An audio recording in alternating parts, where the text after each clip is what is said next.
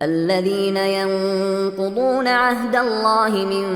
بعد ميثاقه ويقطعون ما أمر الله به أن يوصل ويفسدون في الأرض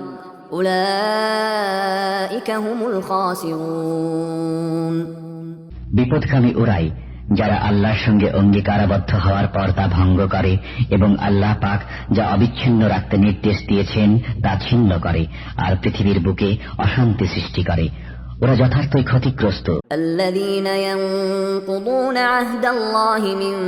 بعد ميثاقه ويقطعون ما أمر الله به أن يوصل ويفسدون في الأرض أولئك هم الخاسرون বিপদকামী ওরাই যারা আল্লাহর সঙ্গে অঙ্গীকারাবদ্ধ হওয়ার পর তা ভঙ্গ করে এবং আল্লাহ পাক